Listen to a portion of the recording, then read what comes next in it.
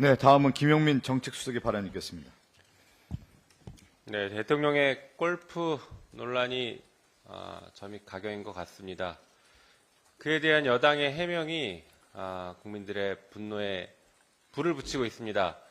여당은 트럼프 당선을 점쳤다라는 표현을 썼습니다. 상투적인 표현입니다. 하지만 진짜 점을 쳤을 것 같은 그런 생각이 드는 것은 저만의 기우인지 정말 되묻고 싶습니다. 국가의 핵심 외교 전략이 무속에 의해 좌지우지 된다는 것은 그것이야말로 헌법 위반이고 헌법에서 정하는 정교분리 원칙을 정면으로 위반하는 위헌적 행태라는 것을 경고합니다. 어찌되었든 트럼프 후보가 미국 대통령으로 당선됐습니다.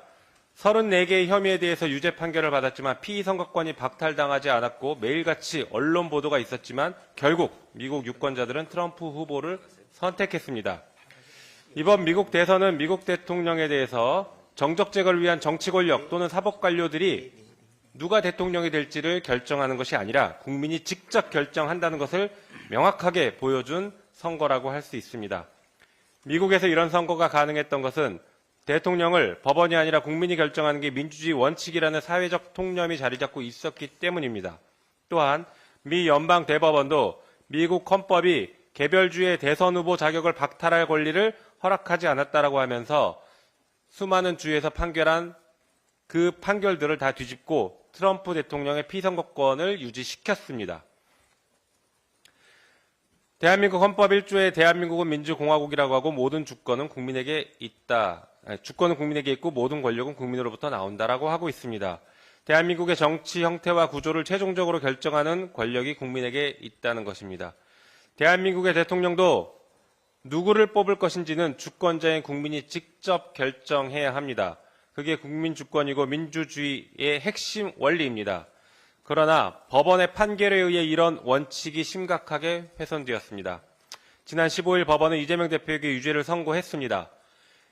이재명 대표가 하지도 않은 말을 했다라고 유죄로 인정한 헛개비 같은 판결이었습니다. 한편 선고 형량은 더욱 심각합니다.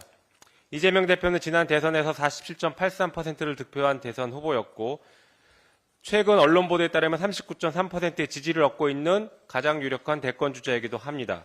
윤석열 대통령이 싫든 좋든 이재명 대표는 제1야당 대표이고 대권 주자입니다. 그럼에도 불구하고 법원은 이재명 대표에게 선거에 영향을 미칠 만한 형량을 선고함으로써 이재명 대표를 선택하고자 하는 국민의 선택권, 다시 말해 국민주권을 심각하게 훼손시켰습니다. 정치의 언어는 정치적으로 해결하고 주권자의 심판을 통해서 검증되어야 합니다. 과거 국민을 계몽의 대상으로 여기던 시절에도 허용돼서는 안 될 일들이 현재 벌어지고 있는 것입니다. 누구를 대통령으로 뽑을지, 누구를 대선 후보로 내세울지 모두 주권자가 직접 결정할 수 있어야 합니다. 이재명 대표에 대한 공직자로서의 자격도 사법관료가 판단할 것이 아니라 국민이 직접 판단해야 합니다. 대한민국의 헌정질서를 파괴하고 국민주권을 침해한 세력이 또 있습니다. 바로 국민의힘입니다. 국민의힘 의원들은 이재명 대표 선거를 앞두고 법원 앞에서 이른 시위를 하면서 사법부를 협박했습니다. 여당이 사법부를 협박하고 사법부는 그 협박에 굴복되는 그런 역사가 반복되지 않아야 할 것입니다. 국민의힘이 1인 시위를 할 곳은 법원이 아니라 바로 용산 대통령실입니다. 김건희 특검법을 수용하라고 용산 대통령실 앞에 가서 1인 시위를 하기 바랍니다. 법원에 이번 선고가 있다라고 해서 윤석열, 김건희 국정농단 범죄가 사라지는 것은 결코 아닙니다. 지난주 국회 본회의에서 김건희 특검법을 3번째 통과시켰습니다.